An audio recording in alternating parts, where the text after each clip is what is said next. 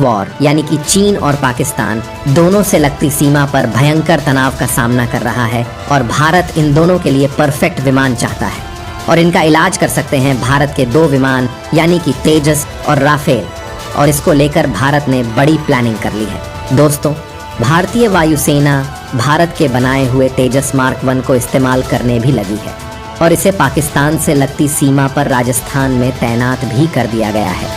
लेकिन ये तो अभी शुरुआत है। भारत अगले 4 सालों तक यानी कि 2027 तक 80 से ज़्यादा तेजस विमान भारतीय वायुसेना को सौंप देगा, जिसमें 70 तेजस MK-1 लड़ाकू और 10 ट्रेनर विमान होंगे। वायुसेना प्रमुख chief air marshal VR Chaudhary ने पुष्टि की कि भारतीय वायुसेना को कुल 40 अनुबंधित तेजस MK-1 विमानों में से 25 विमान मिल चुके हैं।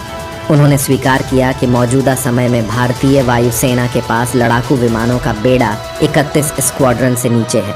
इसलिए मेक इन इंडिया पहल के तहत स्क्वाड्रन बढ़ाने के लिए विभिन्न दृष्टिकोण अपनाए जाने लगे हैं।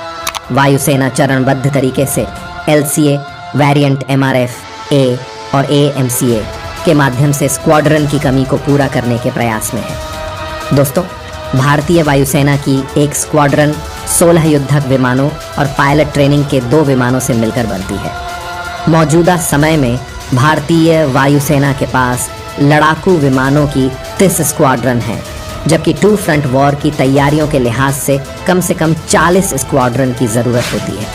इसीलिए वायुसेना ने 2030 तक 10 और स्क्वाड्रन बढ़ाने का फैसला किया है।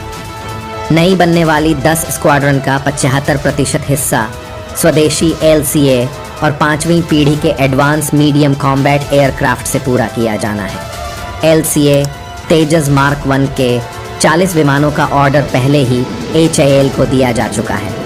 इनमें से 25 विमान मिल गए हैं और वायुसेना की सेवा में हैं। इन 40 विमानों में तेजस मार्क 1 के मुकाबले 43 तरह के सुधार किए जाने हैं। इनमें हवा से हवा में ईंधन भरने, लंबी दूरी की बियॉन्ड विजुअल रेंज मिसाइल लगाने, उन्नत इलेक्ट्रॉनिक युद्ध के लिए दुश्मन के रडार और मिसाइलों को जाम करने के लिए सिस्टम लगाया जाना है। भारत खरीदने वाला है फ्रांस से 90 नए राफेल विमान। दुश्मनों ने जो सोचा भी नहीं वह होने वाला है। वहीं वायुसेना ने हाल ही में करीब 100 और made in India Tejas mark 1 लड़ाकू जेट खरीदने की योजना की घोषणा की है। ये विमान जो पहले के ऑर्डर किए हुए विमान हैं उनसे अलग है। दोस्तों, आपको बता दें कि LCA तेजस लड़ाकू विमान बहुत बड़ी संख्या में भारतीय वायुसेना में फिर से प्रवेश करेंगे। भारतीय वायुसेना के पास अगले 15 सालों में करीब 180 LCA मार्क 1 और कम से कम 120 तेजस मार्क 2 विमान होंगे। यानी जल्द ही 300 तेजस विमान भारत की शान बनने वाले हैं। लेकिन दोस्तों, ज़रा रुकिए, क्योंकि इन 300 तेजस विमानों के अलावा भारत 90 नए राफेल और लाने वाला है। इसको लेकर आज एक भयंकर खबर सामने आई। आप ये खबर देखिए। भारत अपने को स्क्वाड्रन को और बढ़ाने के लिए 90 राफेल विमान खरीदने वाला है। इसको लेकर ज़्यादा जानकारी तो सामने नहीं आई, लेकिन इतना बताया जा रहा है कि यह विमान AF4 कैटेगरी के हो सकते हैं। यानी कि पहले के बजाय यह नए राफेल विमान काफ़ी ज़्यादा खतरनाक साबित हो सकते हैं। दोस्तों, आपको बता दें कि राफेल लड़ाकू विमान 4.5 generation made omnipotent role aircraft है। मल्टी रोल होने के कारण 2 इंजन वाला Rafale fighter jet air supremo यानी कि हवा में अपनी ताकत कायम करने के साथ साथ डीप पेनिट्रेशन यानी दुश्मन की सीमा में घुसकर हमला करने में भी सक्षम है। यानी राफेल जब आसमान में उड़ता है तो कई 100 किलोमीटर तक दुश्मन का कोई भी विमान, हेलीकॉप्टर या फिर ड्रोन पास नहीं भटक सकता। साथ ही वह दुश्मन की ज़मीन के अंदर तक दाखिल होकर बमबारी कर तबाही मचा सकता है। इसलिए राफेल को मल्टी रोल लड़ाकू विमान कहा जाता है। राफेल अत्याधुनिक हथियारों और मिसाइलों से लैस है।